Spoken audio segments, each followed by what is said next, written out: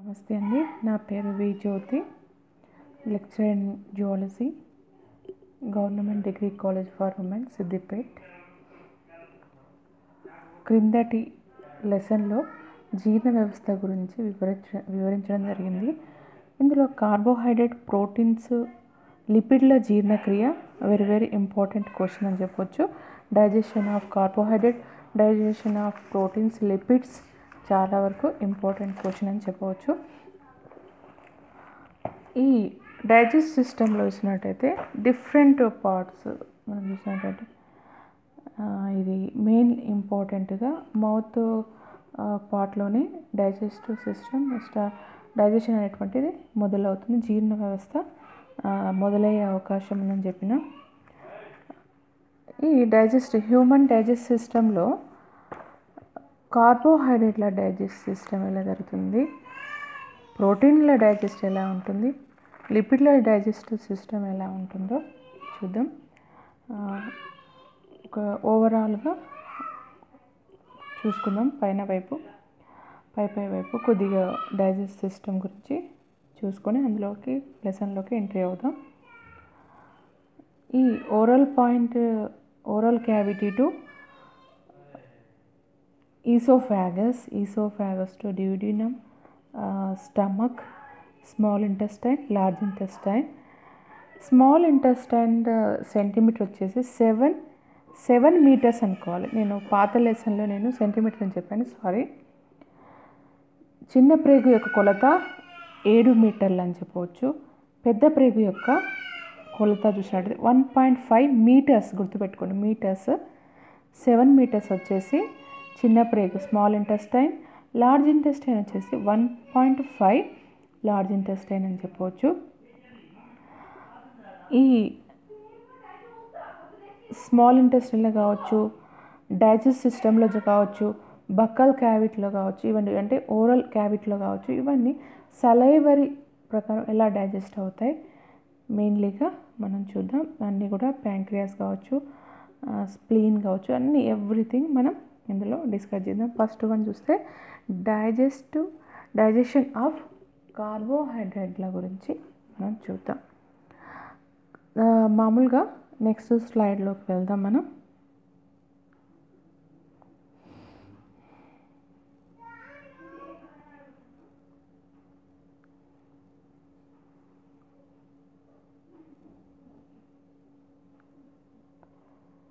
Okay, carbohydrate digestion అంటే the breakdown of complex carbohydrate into monosaccharides is called carbohydrates digestion అనొచ్చు. అంటే మానవ శరీరంలో 60 to 83% కార్బోహైడ్రేట్లు. ఇది మామూలుగా ప్రొడ్యూస్డ్ మోర్ ఎనర్జీ అని చెప్పవచ్చు. అంటే మనం తీసుకునే ఆహార పదార్థాలు అనేటువంటిది రైస్ కావచ్చు, పొటాటో కావచ్చు, అంటే ఒక స్టార్చ్తో కూడినటువంటి అన్నీ కూడా మనం ఎక్కువ క్వాంటిటీలో తీసుకుంటాం. అంటే మినిమంగా 60 to 83%. అంటే రైస్ కావచ్చు, మైజ్ కావచ్చు, అంటే గోధుమ, జొన్న అలాంటివి మనం ఎక్కువ తీసుకుంటాం. కాబట్టి ప్లాంట్ మామూలుగా వృక్షాలు అనేటువంటిది నిల్వ ఉండే పదార్థం ఏంటిదంటే స్టార్చ్ అని చెప్పవచ్చు. మరి మనిషిలో అంటే మానవుల్లో, యానిమల్లో చూసినట్టయితే గ్లైకోజన్ అని చెప్పవచ్చు, నిల్వ ఉండే పదార్థం. అంటే స్టార్చ్ అనేటువంటిది వృక్షాల నుండి నిల్వ ఉండే పదార్థము, అదే గ్లైకోజన్ అనేటువంటిది జంతువుల్లో నిల్వ ఉండే పదార్థం అని చెప్పవచ్చు. ఈ స్టార్చ్ మనం తీసుకునేటువంటి స్టార్చ్ అనేటువంటిది ఎలా ఫస్ట్ చూసినట్టయితే నోటి భాగంలో నుండి ప్రారంభమవడం జరుగుతుంది. ఈ స్టార్చ్కి మరొక పేరు కార్బోహైడ్రేట్ అంటారు. చిన్న ప్రేగులో అధిక శోషణ జరుగుతుంది. అంటే స్మాల్ ఇంటెస్టైన్లో అబ్జర్వేషన్ అనేటువంటిది ఎక్కువ జరుగుతుంది. కాబట్టి అన్నీ కూడా మోనోసాకరైడ్గా ఉండాలి. అంటే మామూలుగా స్టార్చ్ని ఏమనొచ్చు అంటే సాకరైడ్ అనొచ్చు అనమాట. అంటే కార్బోహైడ్రేట్లను ఏమంటారంటే సాకరైడ్ అంటుంటారు. కాబట్టి ఇక్కడ స్టార్చ్ అనేటువంటి డైసాకరైడ్ గాను అండ్ మోనోసాకరైడ్ గాను మారుతుంది. అంటే స్టార్చ్ ఈజ్ అంటే చాలా పెద్ద అణువు, అంటే పాలీసాకరైడ్ అనుకుంటా. స్టార్చ్ అనేది పాలీసాకరైడ్ అనమాట. Example starch, glycogen, cellulose is ఏమనొచ్చు అంటే లార్జ్ క్వాంటిటీలో ఉంటుంది కాబట్టి ఇది పాలీసాకరైడ్ అని చెప్పవచ్చు. వీటిని ఏం చేయాలంటే సలైవరీ అమైలేజ్ అనేటువంటిది డైసాకరైడ్గా మారుస్తుంది. అంటే నోటిలోనే అమైలేజ్ అనేటువంటిది ఎంజైము డైసాకరైడ్గా మార్చే అవకాశం ఉంది అని చెప్పవచ్చు. నెక్స్ట్ ఈ డైసాకరైడ్ అనేటువంటిది మామూలుగా ఏవి ఎగ్జాంపుల్గా మాల్టోజ్, సుక్రోజ్ అండ్ లాక్టోజ్ అని చెప్పవచ్చు. మరి ఇక్కడ మాల్టోజ్ షుగర్ అని చెప్తే మామూలుగా మాల్టోజ్ అనేటువంటిది మన పిండి పదార్థం కిందకి వస్తుంది. మాల్టోజ్ అనేటువంటి డై అంటే 2 అని చెప్పవచ్చు. 2 అణువులు ఉంటే దాన్ని డైసాకరైడ్ అని చెప్పవచ్చు. డైసాకరైడ్ అనేటువంటిది example maltose, sucrose, lactose. Maltose is the 2 sugar molecule అని చెప్పవచ్చు. 2 షుగర్ మాలిక్యూల్ అని దీంట్లో ఎంజైమ్ చూస్తే మాల్టేజ్ ఎంజైమ్, దీనిలో ఎంజైమ్ మెన్షన్ చేయలేదు. డైసాకరైడ్ మోనోసాకరైడ్ కన్వర్ట్ అవ్వాలంటే మాల్టోజ్కి ఎంజైమ్ ఏంటిది మాల్టేజ్, ఏఎస్సి ఎంజైమ్కి చివరి కోడ్ ఏఎస్సి పదం వస్తే మాల్టోజ్ అని చెప్పవచ్చు. Next sucrose. సుక్రోజ్ అనేటువంటి మామూలుగా ఏమంటారు షుగర్ కేన్ అంటారు. షుగర్ కేన్ అంటే బాగా తీయగా ఉంటుంది. తీయగా ఉన్నటువంటి షుగర్ కేన్ నుండి సుక్రోజ్ డైసాకరైడ్, డై అంటే 2, దాన్ని 1 మాలిక్యూల్గా చేసేది మోనోసాకరైడ్. సుక్రోజ్ కన్వర్ట్ ఇంటూ మోనోసాకరైడ్గా చేసేటువంటిది ఎంజైమ్ ఏంటిది అంటే సుక్రేజ్ ఎంజైమ్. చాలా ఇంపార్టెంట్ సుక్రేజ్ ఎంజైమ్. ఎగ్జాంపుల్గా ఇందులో గ్లూకోజ్ అనేటువంటిది 1 గ్లూకోజ్ 1 ఫ్రక్టోజ్ అని చెప్పవచ్చు. Next one lactose. Lactose is convert to glucose galactose అని చెప్పి, అంటే లాక్టోజ్ మీన్స్ మిల్క్ అనమాట. మిల్క్లో ఉన్నటువంటి సాక్రైడ్, విచ్ సాక్రైడ్ అంటే లాక్టోజ్ అని చెప్పవచ్చు. ఇందులో అటువంటిది లాక్టోజ్ అనేటువంటి లాక్టేజ్ అనే ఎంజైమ్ ఉంటుంది. Very very important. Lactase enzyme glucose and గ్యాలక్టోజ్గా కన్వర్టెడ్ అని చెప్పవచ్చు. ఇక్కడ మీరు గుర్తుపెట్టుకోండి, maltose is 2 molecule of glucose, sucrose 2 molecule of 1 glucose 1 fructose, అంటే 1 గ్లూకోజ్ 1 ఫ్రక్టోజ్గా ఉంటుంది. Lactose is 1 glucose 1 galactose. బాగా గుర్తుపెట్టుకోండి. Starch is convert to disaccharide. Disaccharide example maltose, sucrose, lactose. Maltose convert to 2 molecule of glucose. Sucrose is convert to 1 molecule glucose, 1 molecule fructose is very sweet. So sucrose example sugar cane అంటే చెరుకులో చూడొచ్చు.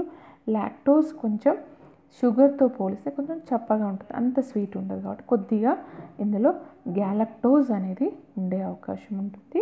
ఈ విధంగా కార్బోహైడ్రేట్లు అనేటువంటిది జీర్ణక్రియ ఈ విధంగా enzymes చూసినట్టయితే మాల్టోజ్కి మాల్టేజ్ అనే ఎంజైమ్, సుక్రోజ్కి సుక్రేజ్ అనే ఎంజైమ్, లాక్టోజ్కి లాక్టేజ్ అనే ఎంజైమ్. ఇది బాగా గుర్తుపెట్టుకోండి. ఇంకా కొన్ని కూడా ఉంటుంటే స్టార్చ్ అనేటువంటిది డైసాకరైడ్గా మారాలంటే కంపల్సరీ ఎంజైమ్ కావాలి, amylase enzyme. Very very important. Starch is convert to disaccharide, which enzyme is essential అంటే అమైలేజ్ ఎంజైమ్ అని చెప్పవచ్చు. మామూలుగా అది అన్నీ కూడా మామూలుగా అది buccal cavity and stomach, small intestine and pancreas juice and intestine జ్యూస్లో దాదాపుగా ఇవి కార్బోహైడ్రేట్లు అనేటువంటిది డైజెస్ట్ అయ్యే విధంగా ఉంటుంది. అన్నీ కూడా starch is convert to disaccharide, disaccharide convert to monosaccharide, monosaccharide is absorb to ఏమనొచ్చు ఏ స్మాల్ ఇంటెస్టైన్ అని చెప్పొచ్చు. అంటే కార్బోహైడ్రేట్ అనేటువంటి మాలిక్యూల్ చిన్న చిన్నగా మారే అవకాశం ఉంటుంది. ఇది బ్రేక్ డౌన్ వచ్చు చిన్న చిన్న మోనోసాకరైడ్గా మారి అది అబ్జర్వేషన్ చేయడానికి మన ప్రేగు ప్రాంతం స్మాల్ ఇంటెస్టైన్ కరెక్ట్గా ఉండే అవకాశం ఉంటుంది. అంటే ఒక స్టార్చ్ ముద్ద అనేటువంటిది డైసాక్రైడ్గా అంటే 2 అణువులుగా. స్టార్చ్ అంటే పాలిసాక్రైడ్ చాలా పెద్ద అణువు. ఫర్ ఎగ్జాంపుల్ యాపిల్ అనేటువంటిది దాన్ని తీసుకున్నప్పుడు ఏమంటుంది, పెద్దది అది.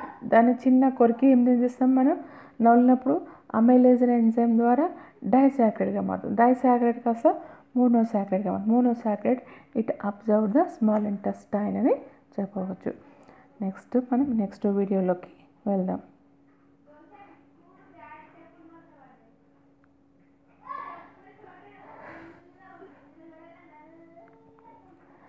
నెక్స్ట్ చూసినట్టయితే కార్బోహైడ్రేట్ అనదర్ చూసినాక ప్రోటీన్స్ ఈజ్ వెరీ ఎసెన్షియల్ అని చెప్పవచ్చు. అంటే హ్యూమన్ డైట్లో కంపల్సరీగా 25 to 40 grams అనేవి ఉండాలి ప్రోటీన్స్ కంపల్సరీగా. ముఖ్యంగా children required much more protein అనమాట. చిన్నపిల్లలే ఎక్కువ ప్రోటీన్స్ తీసుకోవాలంటుంటారు. మరి ప్రోటీన్స్ అనేటువంటిది అన్నీ కూడా అది మామూలు ప్రోటీన్స్ డైట్లో చూసినట్టే ప్రోటీన్ ఇంక్లూడ్ ఏమేమి ఉంటాయి, ఆల్బమిన్, గ్లోబులిన్ అనేటువంటిది, కొల్లాజన్, నెక్స్ట్ మ్యూసిన్, ఎలాస్టిన్ అనేటువంటిది ఎగ్జాంపుల్గా ప్రోటీన్స్ చెప్పవచ్చు. ఏంటిది, ఆల్బమిన్, గ్లోబులిన్ ఇవి ఎక్కడ ఉంటాయి, ఎగ్జాంపుల్ ఎగ్లో ఉంటాయి అన్నమాట. ఎగ్ ప్రోటీన్ చాలా ముఖ్యమైనది అని చెప్పవచ్చు. నెక్స్ట్ కెసాజిన్ అని చెప్పవచ్చు. కెసాజిన్ అంటే మామూలుగా మిల్క్ ప్రోటీన్ అని చెప్పవచ్చు. ఇంకా నెక్స్ట్ ఎలాస్టిన్, మ్యూసిన్, కొల్లాజన్ ఇవన్నీ కూడా ప్రోటీన్గా చెప్పవచ్చు. ఇంకా ఎగ్జాంపుల్గా చెప్పవచ్చు. ఆల్బమిన్, గ్లోబులిన్ అనగానే మనకు ఎగ్లో ఉన్నటువంటి వైట్ కావచ్చు, లోపల ఎల్లో కావచ్చు, అవి 2 కూడా మనకు ప్రోటీన్గా ఉపయోగపడే అవకాశం ఉంటుంది. ప్రోటీన్ అనేటువంటిది ఎక్కువగా కంప్లీట్ ఇన్ ద స్మాల్ ఇంటెస్టైన్లో డైజెస్ట్ పూర్తిగా అయిపోతుంది. స్మాల్ ఇంటెస్టైన్లో డైజెస్ట్ అనేటువంటిది పూర్తిగా అయిపోవడం జరుగుతుందని చెప్పవచ్చు. మరి కార్బోహైడ్రేట్లను ఏమని పిలిచినాం, సాకరైడ్ అని పిలిచినాం. మరి దీన్ని ఏం పిలవాలంటే పెప్టైడ్ అంటారు. మామూలుగా కార్బోహైడ్రేట్ల మధ్య ఉండే బంధము గ్లైకోసైడిక్ బాండ్ అని చెప్పవచ్చు. మరి దీని మధ్య ఉండే బంధాన్ని ఏమనొచ్చు అంటే పాలీపెప్టైడ్ బాండ్స్ అని చెప్పవచ్చు. ప్రోటీన్స్ పాలీపెప్టైడ్ బాండ్స్ అని చెప్పవచ్చు. మామూలుగా స్మాల్ ఇంటెస్టైన్ కంటే ముందుగా వచ్చేటువంటిది స్టమక్. చూసినట్టయితే స్టమక్లో కంపల్సరీ బ్యాక్టీరియా అసిడిక్ అంటే బ్యాక్టీరియాని చంపే గుణం ఉన్నటువంటిది అసిడిక్ HCl అనేటువంటిది చాలా ఇంపార్టెంట్ చెప్పచ్చు. ఇది HCl చాలా అసిడిక్గా ఉండే అవకాశం ఉంటుంది. చాలా అసిడిక్గా ఉండే అంటే మామూలుగా దీని యొక్క pH విలువ చాలా తక్కువ, అంటే 1.252 వరకు ఉండే అవకాశం ఉంటుంది. చాలా అంటే అసిడిక్ అనేటువంటిది ఎక్కువ ఉండడం వల్ల 2-3 రోజుల ముందు తిన్నటువంటి అన్నీ కూడా బ్యాక్టీరియా చనిపోయే అవకాశం ఉంటుంది. మన స్టమక్లో ముఖ్యంగా సెక్రీషన్ మామూలుగా వస్తే ఏంటంటే HCl ఒకటి ఉంటుంది. నెక్స్ట్ సెక్రెట్ ఆఫ్ పెప్సినోజన్ చాలా చాలా ఇంపార్టెంట్ అని చెప్పవచ్చు. మరి పెప్సినోజన్ ఏమవుతుందంటే HClతో ఏమవుతుంది, యాక్టివేట్ అయ్యి ఈ పెప్సిన్గా మారుతుంది. పెప్సినోజన్ ఇన్యాక్టివ్ స్టేజ్ అనమాట. దీన్ని పెప్సిన్గా మార్చేది HCl అని చెప్పవచ్చు. ఇది చాలా చాలా ఇంపార్టెంట్ క్వశ్చన్. మరి పెప్సిన్ అనేటువంటిది ప్రోటీన్ని డైజెషన్ చేస్తుంది. మరి ప్రోటీన్ అనేటువంటి పెప్సిన్ ఏంటిది, ప్రోటీయేజ్ గాను పెప్టోన్ గాను మారుతుందని చెప్పుకోవచ్చు. ప్రోటీయేజ్ పెప్టోన్గా మార్చేది పెప్సిన్ అని చెప్పవచ్చు. అంటే ఇన్యాక్టివ్ స్టేజ్లో ఉన్నటువంటి పెప్సిన్ను యాక్టివ్గా మార్చేది ఏంటిది HCl యాసిడ్ అని చెప్పవచ్చు. ఇది పెప్సిన్గా మారుస్తుంది. పెప్సిన్ అనేటువంటిది ప్రోటీయేజ్ గాను పెప్టోన్ గాను మార్చే అవకాశం ఉందని చెప్పవచ్చు. నెక్స్ట్ ఏం చూసినట్టయితే స్మాల్ ఇంటెస్టైన్లో చూద్దాం. ఇప్పుడు స్టమక్ అయిపోయింది. మామూలుగా జీర్ణాశయంలో చూస్తే HCl ఆమ్లం ఉంటుంది. పెప్సిన్ అనేటువంటిది పెప్సినోజన్ అనేటువంటిది HCl ఆమ్లం చేత ఉత్తేజపరిచి పెప్సిన్గా మారుతుంది. పెప్సిన్ ఏం చేస్తుంది, ప్రోటీన్లను ప్రోటీయేజ్ గాను మరియు పెప్టోన్గాను మార్చే అవకాశం ఉందని చెప్పవచ్చు. మరి చిన్న ప్రేగులు చూసినట్టయితే ఇది ఎలాగా ప్రోటీన్ల జీర్ణక్రియ చేస్తుంది. మరి దీంట్లో ఎంజైమ్స్ ఏంటివి, మామూలుగా చూసినట్టయితే దీనిలో స్మాల్ ఇంటెస్టైన్లో చూసినట్టయితే ఇందులో ముఖ్యమైనటువంటిది ట్రిప్సినోజన్. ట్రిప్సినోజన్ అనేటువంటిది ఇన్యాక్టివ్గా ఉంటుంది, దాన్ని ట్రిప్సిన్గా మార్చేది ఏంటిదంటే ఎంటిరోపెప్టిడేస్ అనే ఎంజైమ్. చాలా చాలా ఇంపార్టెంట్. ఎంటిరోపెప్టిడేస్ అనేటువంటిది ట్రిప్సినోజన్ను ట్రిప్సిన్గా మారుస్తుంది. అది స్మాల్ ఇంటెస్టైన్లో చెప్పవచ్చు. ఇక్కడ ఇవి ఎండోపెప్టిడేజ్లు, ఎగ్జోపెప్టిడేజ్లు అని మీకు కింద సైడ్కి ఇవ్వడం జరుగుతుంది కదా, ఈ విధంగా.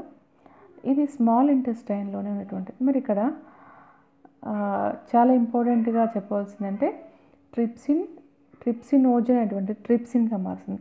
ఈ ట్రిప్సిన్ యాక్టివ్గా ఉన్నటువంటి ఎంజైమ్ ఏమవుతుందంటే కైమోట్రిప్సినోజన్ను ఏమంటారు కైమోట్రిప్సిన్గా మారుస్తుందని చెప్పవచ్చు. ఏది ట్రిప్సిన్ అనేటువంటిది చెప్పవచ్చు.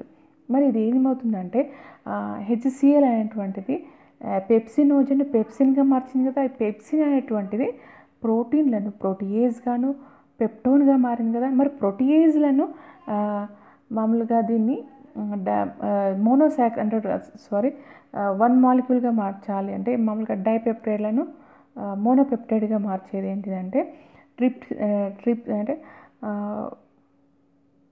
అంటే ప్రోటీయేజ్ అనేటువంటి ఇప్పుడు ఒకటి చెప్పిన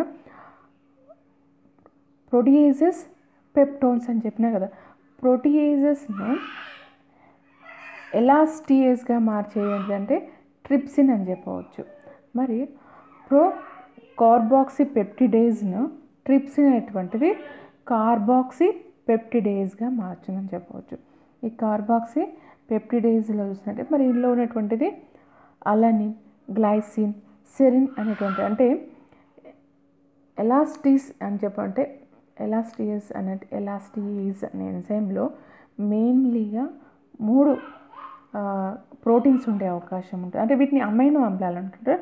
అలనిన్, గ్లైసిన్, సెరిన్ అనేటువంటిది ఇవి 3 ప్రోటీన్స్ అని చెప్పవచ్చు. ఇందులో ఉన్నటువంటిది ఏంటిది అలనిన్, గ్లైసిన్, సెరిన్ అనేటువంటిది ఎలాస్టియేజ్ అని ఎంజైమ్గా చెప్పవచ్చు. ఈ కార్బాక్సిపెప్టిడేజ్ అనేటువంటిది కార్బాక్సిపెప్టిడేజ్గా అనేటువంటి ట్రిప్సిన్గా అనేది మార్చే అవకాశం ఉందన్నమాట. ఇది ఏమవుతుందంటే కంపల్సరీ మోనోపెప్టైడ్ అనేటువంటిది అమైనో యాసిడ్గా మారుతుంది. ఇక్కడ అమైనో యాసిడ్ చూడండి హైడ్రోఫోబిక్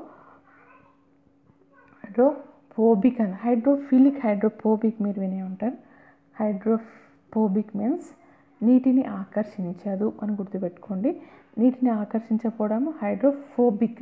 హైడ్రోఫిలిక్ అంటే నీటిని ఆకర్షిస్తుందని గుర్తుపెట్టుకోండి. అంటే ప్రోటీన్స్ అనేటువంటిది అమైనో ఆమ్లాలుగా ఏర్పడ్డప్పుడే ఈ యొక్క అబ్జర్వేషన్ స్టార్ట్ అవుతుంది. అంటే basic amino acid arginine in lysine అంటే చిన్న చిన్న ముక్కలుగా అయ్యే ఒక secretion by the brush border of the small intestine అంటే అమైనో పెప్టిడేజ్ ఎంజైమ్ అని చెప్పవచ్చు. చాలా చాలా ఇంపార్టెంట్ అమైనో పెప్టిడేజ్. ఇది ప్రోటీన్ యొక్క డైజెషన్ ఆఫ్ ప్రోటీన్స్ అని చెప్పవచ్చు. అంటే ప్రోటీన్ల జీర్ణక్రియలో ఇవన్నీ కూడా రాయవలసి ఉంటుంది. వీటిని ఏమంటారు ఎండోపెప్టిడేజ్. ఇవి ఎగ్జో అంటారు. ఎగ్జో పెప్టిడేజ్గా మనం చెప్పవచ్చు. అంటే ప్రోటీన్లో ఇంకొకటి కూడా నేను చెప్తాను. పాలలో ఉన్నటువంటి ప్రోటీన్ ఏంటిది, అది బాగా ఇంపార్టెంట్. ఇక్కడ పాలలో ఉన్నటువంటి కార్బోహైడ్రేట్ ఏంటిది ఇప్పుడు అంతా మీరు విన్నారు. పాలలో ఉన్నటువంటిది ఏంటి లాక్టోజ్ అని చెప్పిన. మరి పాలలో ఉన్నటువంటి కార్బోహైడ్రేట్ ఏంటిదంటే లాక్టోజ్ అని చెప్పిన. మళ్ళీ పాలలో ఉన్నటువంటి ప్రోటీన్ ఏంటిది అంటే అది మీరు గుర్తుపెట్టుకోండి పారాకేసిన్. Very important. పారాకేసిన్ అంటే చిన్నపిల్లలు మదర్ యొక్క మిల్క్ని తాగేసి కొంచెము గడ్డగా మామూలుగా కక్కుతుండడం అని చూస్తుంటారు. దానికి కారణం ఏంటిదంటే ఈ యొక్క అంటే మామూలుగా చిన్న పిల్లల్లో మాత్రం ఉంటుంది ఏంటిది రెనిన్ అనేది ఉంటుంది. అంటే పాలలోని కేసిన్ను పారాకేసిన్గా మారుస్తుంది. అంటే పాలు తాగి మనం పెరుగు కక్కుతారు చిన్నపిల్లలు. దానికి కారణం ఏంటిదంటే వాళ్ళలో రెనిన్ అనేటువంటిది ప్రోటీన్ మామూలుగా ఏంటిది రెనిన్ అనే ఎంజైము పాలలోని కేసిన్ని పారాకేసిన్గా మారుస్తుంది చిన్నపిల్లల్లో. చెప్పవచ్చు. ఈ పారాకేసిన్ ఏమవుతుందంటే మామూలుగా మనం పాలు తాగితే ఏమొస్తుంది, కాల్షియం అనేది వస్తుంది. కాబట్టి ఈ కాల్షియంలో ఏమవుతుంది, కాల్షియం పారాకేసినేట్గా మారుస్తుందని చెప్పవచ్చు. ఇది బొక్కల ఎముకల పెరుగుదలకు చాలా ఉపయోగం అని చెప్పవచ్చు. అందుకోసమే చిన్నపిల్లలు ఎక్కువ ఉదయము సాయంత్రము అనేటువంటిది ఒక 11 years వరకు పాలు ఇవ్వడం అనేటువంటిది చాలా మంచిదని చెప్పవచ్చు. నెక్స్ట్ స్లైడ్ మనం చూద్దాం.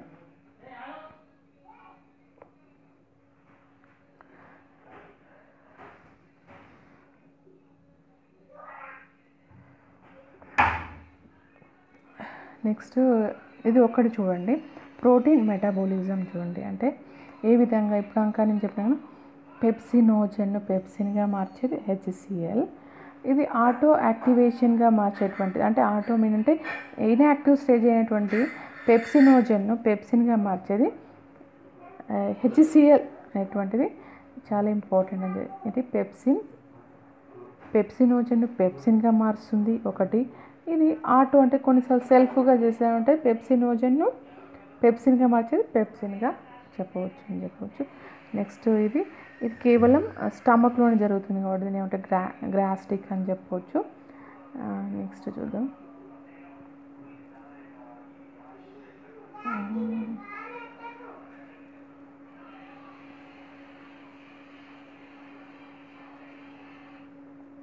Next lipids, very very important. అంటే డైజెషన్ ఆఫ్ లిపిడ్స్ అంటే దీన్ని కొవ్వుల ఎమల్సిఫికేషన్ అని కూడా అంటుంటారు. మీకు గుర్తుపెట్టుకోండి, కొవ్వులను ఎప్పుడు కూడా ఎమల్సిఫికేషన్గా చెప్పవచ్చు. అంటే ఫర్ ఎగ్జాంపుల్గా మన lipids are second major source అని చెప్పవచ్చు. ఫస్ట్ ప్రోటీన్స్ అయితే, second major source is lipid అని చెప్పవచ్చు. అంటే కొవ్వులు అనేటువంటిది మొదటిగా ప్రోటీన్ అయితే, రెండవదిగా మనం తీసుకోవాల్సింది ఈ లిపిడ్స్ అని చెప్పవచ్చు.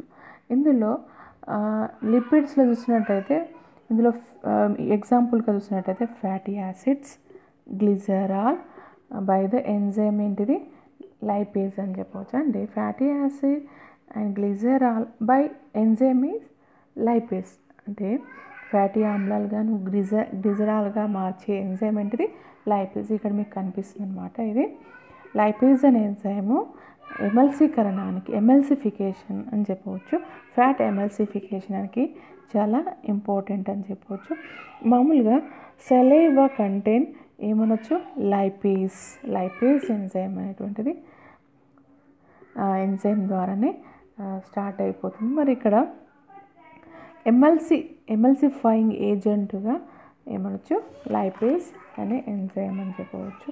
బట్ ఫ్యాట్ అనేటువంటిది మామూలుగా మౌత్ నుండి స్టార్ట్ అవ్వదు. అంటే ఇక్కడ ఎక్కడి నుంచి స్టార్ట్ అవుతుందంటే ఇది ఈ డైజెస్ట్ సిస్టమ్ అనేటువంటి స్టమక్ అండ్ స్మాల్ ఇంటెస్టైన్ నుండే స్టార్ట్ అవుతుందని చెప్పొచ్చు. మౌత్లో ఎలాంటి లైపేజ్ ఎంజైమ్ అనేది ఉండదు. కాబట్టి లిపిడ్ అనేటువంటిది ఎమల్సిఫికేషన్ ఈ స్టమక్ అని చెప్పంటే జీర్ణాశయం నుండే ఎమల్సిఫికేషన్ జరిగే అవకాశం ఉంది అని చెప్పవచ్చు. మరి ఎమల్సిఫికేషన్ అని కంపల్సరీగా తోడ్పడేటువంటి ఎంజైమ్ ఏంటిది లైపేజ్ ఎంజైమ్ అని చెప్పవచ్చు. మామూలుగా మనం ఇప్పుడు కార్బోహైడ్రేట్లను ఏమని చెప్పినాం, సాకరైడ్ అని చెప్పినాం. మరియు ప్రోటీన్లను ఏమంటే పెప్టైడ్స్ అని చెప్పినాం. అంటే పెప్టైడ్స్ అనేటువంటి చివరికి ఏంటిది అమైనో ఆమ్లాలుగా మార్చినాయి. మరి ఇక్కడ ఇది పాలీమాలిక్యూల్ అనేటువంటిది మామూలుగా న్యూట్రల్ ఫ్యాట్స్ అని చూసినట్టయితే మామూలుగా నూనెలు అంటుంటారు కదా, ఏదైనా నూనెలు కావచ్చు, జంతు నూనె కావచ్చు, లేకపోతే వృక్ష సంబంధమైనటువంటిది నూనె కావచ్చు. అలాంటి ఆయిల్ని ఏమైనా మనం తీసుకున్నప్పుడు ఎలా డైజెస్ట్ అవుతాయి అంటే ఎక్కువగా న్యూట్రల్ ఫ్యాట్స్ అని చెప్పవచ్చు. ఏవైనా న్యూట్రల్ ఫ్యాట్స్ తీసుకుంటే మనకు మంచిగా డైజెస్ట్ అవుతాయి. అంటే ఆలివ్ ఆయిల్ కానీ అంటే వృక్ష సంబంధమైనటువంటిది మనకు త్వరగా డైజెస్ట్ అవుతాయి. జంతు సంబంధమైనవి అంతగా త్వరగా డైజెస్ట్ అవ్వదు, లేటుగా అయ్యే అవకాశం ఉంటుందని చెప్పవచ్చు. న్యూట్రల్ ఫ్యాట్స్ అనేటువంటిది ఈ స్టమక్లో వెళ్ళినప్పుడు ఏమవుతుందంటే ఇక్కడ చూడండి, ఇక్కడ మీకు 2 రకాలుగా ఉన్నాయి. ఒక పెద్ద డ్రాప్ గాను చిన్న చిన్న డ్రాప్స్ గాను మీకు కనబడుతుంది. మరి పెద్ద డ్రాప్ని ఏమంటారు, చిన్న డ్రాప్ని ఏమంటారు? పెద్ద డ్రాప్ని గ్లిజరాల్ అంటారు, చిన్న చిన్న డ్రాప్లను ఫ్యాటీ యాసిడ్ అని చెప్పే అవకాశం ఉంటుంది. అంటే lipid break down big lipid droplet to small lipid droplet అని చెప్పి, అంటే పెద్ద అణువు మామూలుగా ఇక్కడ చూడండి, పెద్ద అణువు ఇది లార్జ్గా ఉన్నటువంటిది దీన్ని ఏమంటే న్యూట్రల్ ఫ్యాట్స్ అని చెప్పవచ్చు. దీన్ని లైపేజ్ ఎంజైమ్ ద్వారా బిగ్గర్ సైజ్గా ఉన్నటువంటి వాటిని ఏమంటే గ్లిజరాల్ అంటారు. చిన్న చిన్నగా ఉన్నటువంటి ఈ రౌండ్స్ని ఏమొచ్చు స్మాల్ రౌండ్లను ఏమంటే ఫ్యాటీ యాసిడ్స్ అని చెప్పవచ్చు. ఈ ఫ్యాటీ యాసిడ్లు గ్లిజరాల్ ఏమవుతుందంటే స్మాల్ ఇంటెస్టైన్లో అబ్జర్వేషన్ జరిగే అవకాశం ఉంది. అంటే మరియు ఇందులో ఇంపార్టెంట్ పాయింట్ ఏంటంటే ఈ న్యూట్రల్ ఫ్యాట్స్ అనేటువంటిది మామూలుగా డైగ్లిజరేట్గా మారుతుంది. డైగ్లిజరేట్ అనేటువంటిది మోనోగ్లిజరేట్గా మారుతుంది అని గుర్తుపెట్టుకోండి. మోనోగ్లిజరేట్ ఏమవుతుందంటే గ్లిజరాల్ ఫ్యాటీ యాసిడ్గా మారుతుంది. ఏవైనా సరే పెద్ద అణువుని డైగా డై కాస్త మోనో కావాలి అన్నీ గుర్తుపెట్టుకోండి. అదే ప్రోటీన్లో చూసినట్టే కొంచెం డిఫరెంట్ ఉంటుంది. ఇందులో ఏ విధంగా ప్రోటీన్లో చూసినట్టయితే ప్రోటీన్ అనేది ప్రోటీయేజ్ కాస్త ఏమవుతుందంటే అమైనో ఆమ్లాలుగా మారే అవకాశం ఉంటుంది. మరి ఇందులో చూసినట్టయితే న్యూట్రల్ ఫ్యాట్స్ అనేటువంటిది వీటిని ఏమంటారు ట్రైగ్లిజరేట్ అంటారు. చాలా చాలా ఇంపార్టెంట్. ఈ ట్రైగ్లిజరేట్లు అనేటువంటిది మోనోగ్లిజరేట్లని ఏమంటారు క్వశ్చన్ అడుగుతారు. ఒకసారి బీఈడి బిట్ ఎంఎస్సి బిట్లో కూడా అడిగారు. అంటే ట్రైగ్లిజరైట్ లిపిడ్లు మోనోగ్లిజరేట్గా ఎలా మారుతుందంటే మామూలుగా ఎమల్సిఫికేషన్ ద్వారా లైపేజ్ ఎంజైమ్ ద్వారా పెద్ద అణువులు గ్లిజరాల్గాను చిన్న అణువులు ఫ్యాటీ యాసిడ్గా మారుతుందంటే గుర్తుపెట్టుకుని ట్రైగ్లిజరేట్ లైపేజ్ ఎంజైమ్ సహాయంతో గ్లిజరాల్గాను ఫ్యాటీ యాసిడ్గా మారుతుందని చెప్పవచ్చు. మరి న్యూట్రల్ ఫ్యాట్ అనేటువంటిది డైగ్లిజరైడ్గాను మారే అవకాశం. ఈ డైగ్లిజరైడ్ అనేటువంటిది మోనోగ్లిజరైడ్గా మారుతుంది. వీటన్నిటికీ న్యూట్రల్ ఫ్యాట్ కావచ్చు, డైగ్లిజరైడ్ కావచ్చు, గ్లిజరైడ్ కావచ్చు, వీటన్నిటికీ యూజ్ అయ్యేది మాత్రం లైపేజ్ అనే ఎంజైమ్ అని చెప్పవచ్చు. మరి ఇంకొకటి కూడా ఉంది, బైల్ జ్యూస్ కూడా మామూలుగా పిత్తాశయం నుండి కూడా ఏమవుతుందంటే క్రొవ్వుల ఎమర్షీకరణానికి తోడ్పడేటువంటిది ఎంజైమ్ విడుదలయ్యే అవకాశం ఉంటుంది. మరి ప్యాంక్రియాటిక్ జ్యూస్ అంటే క్లోమం నుండి కూడా ఈ క్రొవ్వుల ఎమర్సిఫికేషన్కి తోడ్పడేటువంటి లైపేజ్ అనే ఎంజైమ్ అనేటువంటిది విడుదలవుతుంది. స్మాల్ ఇంటెస్టైన్ కూడా ఇంటెస్టైనల్ లైపేజ్ అనే ఎంజైమ్, అంటే ఇంటెస్టైనల్ లైపేజ్, మరి ప్యాంక్రియాస్ కూడా లైపేజే, బైల్లో కూడా లైపేజ్ అనే ఎంజైమ్ అనేటువంటి అంటే గ్లిజరేట్ సోడియం ఇది చాలా ఇంపార్టెంట్. అంటే వీటిలో లైపేజ్ ఉన్నప్పటికీ మెయిన్లీగా సోడియం గ్లిజరేట్ మరియు సోడియం టార్కోకోలేట్గా మారే అవకాశం ఉంటుంది. అంటే సోడియం టార్కోకోలేట్గా ఈ విధంగా బైల్ జ్యూస్లో మనం చూడవచ్చు. మరి ఇక్కడ ప్యాంక్రియాస్ జ్యూస్లో కూడా ఈ ముఖ్యంగా ఎమల్సిఫికేషన్కు ఇది లైపేజ్ ఎంజైమ్ అని చెప్పవచ్చు. ఈ విధంగా అంటే సెకండరీ స్టేజ్, టెర్షరీ స్టేజ్గా కూడా అంటే ప్రైమరీ ఈజ్ న్యూట్రల్, మామూలు సెకండరీ టెర్షరీ అనే విధంగా మామూలుగా మనం ఒక్కొక్కటి స్టెప్గా రాస్తూ చెప్పాలి. ఇది చాలాసార్లు ఎస్ఏ క్వశ్చన్ అడుగుతుంటారు.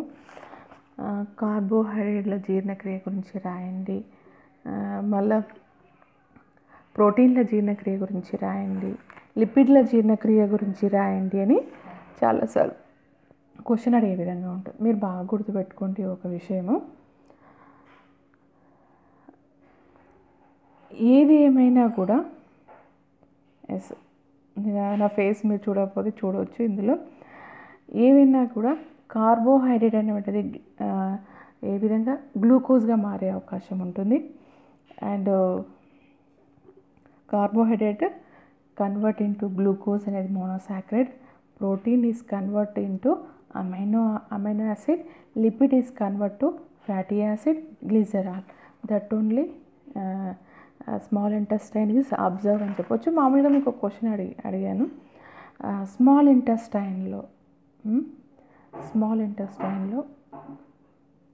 ఇక్కడ చూడండి, ఈ యొక్క చిన్న ప్రేగు 7 మీటర్లు అని చెప్పినది ఆరెంజ్ కలర్లో ఉంటుంది. మరి దీంట్లో మామూలుగా 50,000 అంటే 50